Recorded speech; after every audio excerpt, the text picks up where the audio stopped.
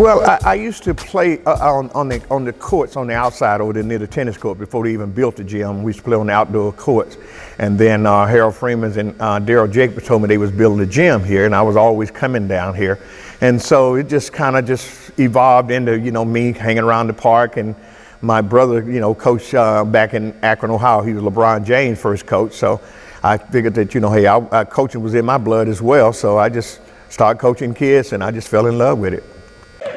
Then once the gym got built, so, hey, it was a natural for me to come in and start playing on the inside. It was better on my knees, and it was better for the kids' knees to play on the inside. So that's how I all got started in 1983, I believe.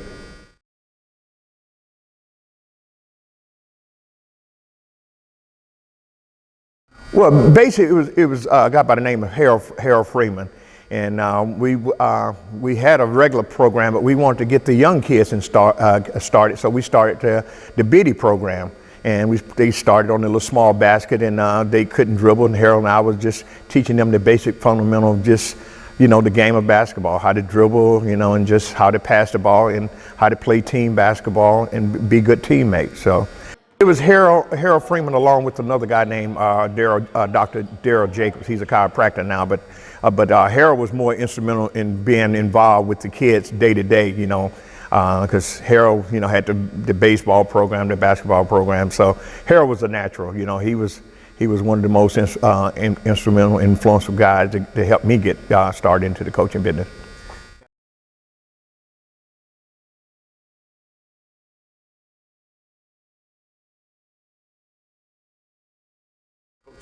Well, some of the coaches I went up against, I remember a guy by the name of Marvin Adams, Kevin Bell, Harold Peters, just to name a few, Mike Lewis. But Coach Tiny made me bring my A game every game, because if I didn't bring my A game, he would bring his.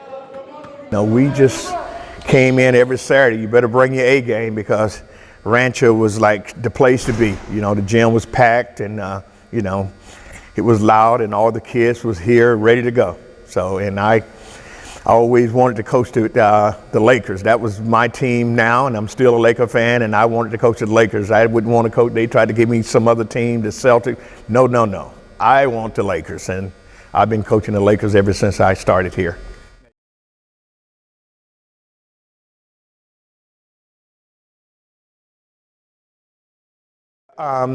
Byron Scott and Michael Cooper's son started their careers here playing down here on my team called the Baby Lakers. Well, at the time, as I mentioned, Kurt, I was a Laker diehard. I was going to every Laker game, and at the time, they knew that I was a realtor, so I was fortunate enough to sell Byron his home. And as a result, they asked me what I do on my spare time, and I told them I coach at the park down at Rancho. So then they wanted their son Thomas to come down and play for me, and then I put him on the team. And then Michael Cooper found out that Thomas was down here playing, and then Michael and Wanda brought little Mike down here, and that started the relationship with the Lakers. And Roy Firestone came down and wanted to take a look at the Baby Lakers, and he asked me to allow Michael Cooper and Byron Scott to be the honorary coaches of the night. So they coached half of my team. Byron had one group, and Michael Cooper had the other group, and they put on a show that night, and that was the beginning of their coach's career. They'd never coached before. They told me they never coached before, but they enjoyed it so much coaching out here at Rancho and all the talent we had down here. So that was the beginning. We even performed at halftime at the Lakers halftime show. They wanted the Baby Lakers to come in and perform, and the gym was always star-studded when those guys showed up. They would come every week when they was out of town. Then the wife was bring the kids down here, and they would play, and they enjoyed it. And they played until they got much older, until they got on into junior high school.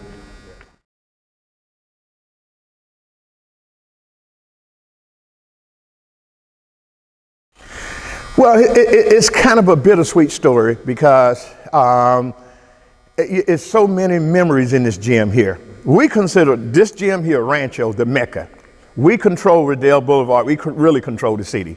If you had a kid that wanted to get school, wanted to get played, you got to bring them to Rancho. And that was one of the reasons Michael Coop and Byron Scott brought their kids here, because, and Marcus Johnson as well brought his kids here, because they know that they're going to get some good playing here. If you don't come here to, if you don't come to play, you're going to get embarrassed. And this is the Mecca. I always love Rancho. I love all the people here at Rancho.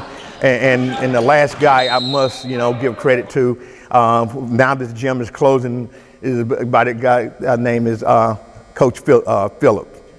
Phil is my guy. Even as I gotten older, Phil's always wanted to say, hey, I got to call Oscar to come in, coach. Because Phil know that I was going to be serious. I was going to make sure, that when I come to coach, I'm coming to be very serious about coaching. And I love Rancho. I love all the people, the relationship here, and just all the good experiences that you have here at Rancho. It's not just a gymnasium. It's a good relationship builder for some of the parents. You meet them along the way, and then you see them later on. Yeah, coach, they come up to you, say, I remember when you coached my son. Then some of them, their parents now say, hey, my kid is here playing here at Rancho now. So it's like a second generation. You coach me now, I got my kid here playing. So, and some of them come up to say, and they say, coach, you remember me? And some of them, clearly I have a trouble kind of remembering, but if they said I coached them, then I coached them, but it's been many years. I had so many great members here.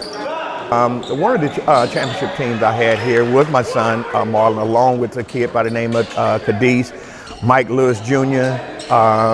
Most recently, some of the other teams that I coach here was by a kid by the name of Sid Bozeman, Jonathan Stokes, and Donald Blewett, and some of those guys. And they went on to win the city championship for me. Steve McMarion.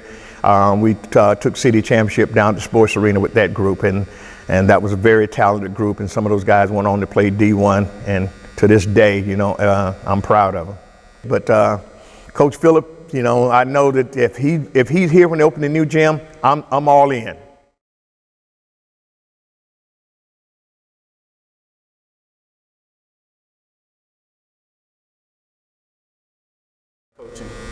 Yeah, I mean, there was this one guy, believe it or not, he coached at another park. He coached at Jim Gilliam, guy named, we call him Underwood, Coach Underwood. He was an old man, the older guy, and I learned from Underwood, but also I learned from some of the other coaches throughout the city. I used to go to a lot of the city games. I used to go watch Crenshaw play, and I took my defense from this coach named Coach Duckett. I watched the way he, controlled, took care of Crenshaw with his defense. And I used those same techniques, turnovers, my defense led to offense, and, just watching, overall, just going watching basketball. I was a basketball junkie, so I took a little bit from different coaches. Even at the college level, I used to watch some of the coaches like Coach Chaney at Temple. I used to love Coach Thompson at Georgetown, So I learned a lot from those coaches because, like I said, I was a basketball gym rat. I watched college basketball, pro basketball, high school basketball. So when you just take a little bit from everybody, you can't help but to, have success with it yourself.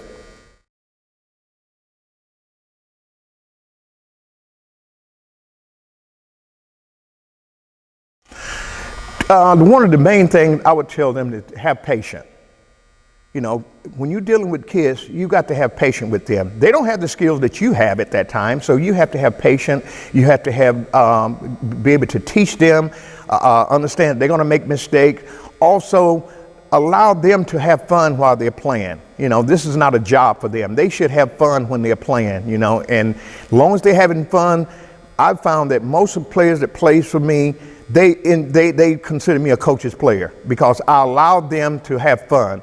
But one thing I would tell them that you can do what you want on offense as long as you take care of me on defense. I didn't have any restriction on don't shoot the ball or anything like that. But one thing I will stress is you must play defense and then have fun while you're playing the game. Because, one thing I learned about basketball, if you fall in love with basketball, that round ball would take you anywhere you want it to go. It took my son from Rancho to the University of New Mexico to Vermont before that, 2 back-to-back state championships at Vermont, to the University of Mexico, and then on to the CBA, the D-League, and a lot of playing overseas. So that little round ball, allowed me to not have to get a scholarship for him because he was able to get a free scholarship. So if you're going to be in this game, be in it to win it. Don't let your friends influence you to try to, do anything other than, do what you love to do. Don't get distracted, because it's so easy for some of these kids to get distracted, And basketball, give them something to do, keep them out of, other troubles. I found that, once kids are involved in sports, that's an outlet for them to channel that positive energy in a positive direction.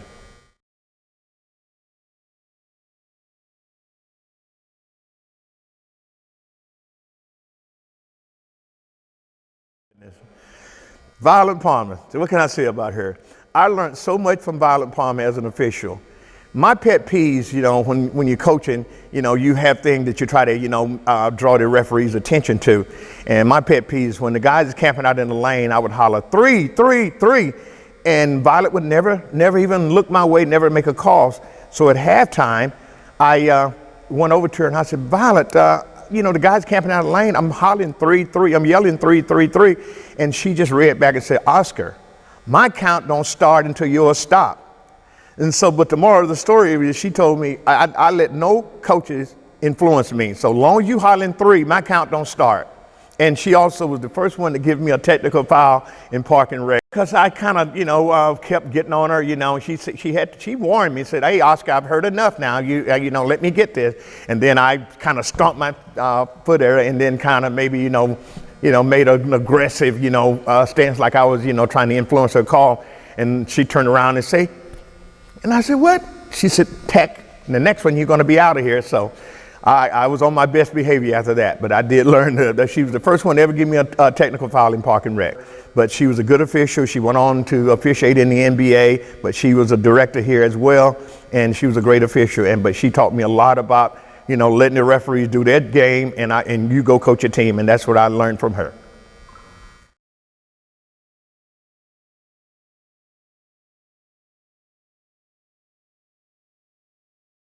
My son was kind of unique. It was amazing. I started the 3-point shooting contest here. I had 2 groups. I had the younger group and the older group, and I was giving away Lakers autographed signed Laker basketball.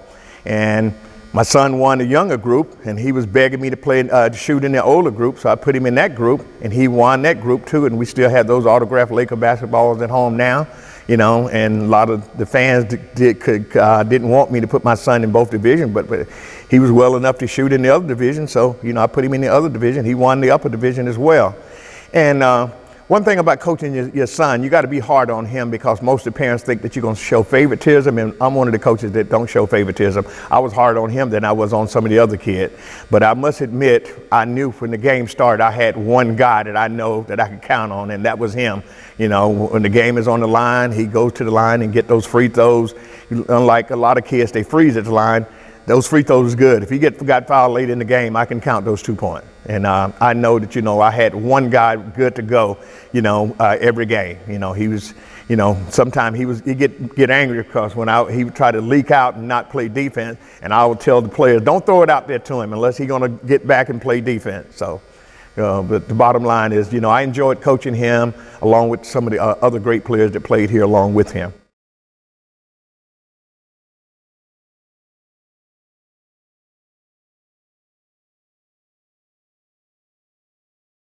I like to really pay homage to a guy. His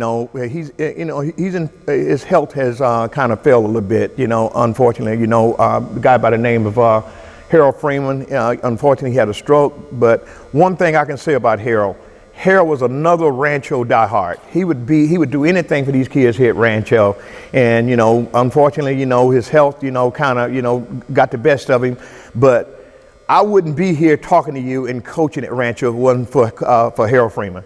Harold Freeman believed in Rancho, and I took a lot from Harold. And to this day, I like to just say thank you, Harold, and hopefully one day we can, have a Harold Freeman Day here at Rancho, because a lot of these grassroots coaches don't get enough praise for what they do. A lot of times when the kids get to the next level, the coaches, they want to take all the credit, but it's the grassroots coaches that spend all the time here. All I wanted to do is to see the kids succeed and go to the next level. So, and I think the same thing that Harold Freeman wanted for the kid. So that's, in closing, that's what I enjoyed most is the relationship with Harold and some of the kids here that we took to the next level.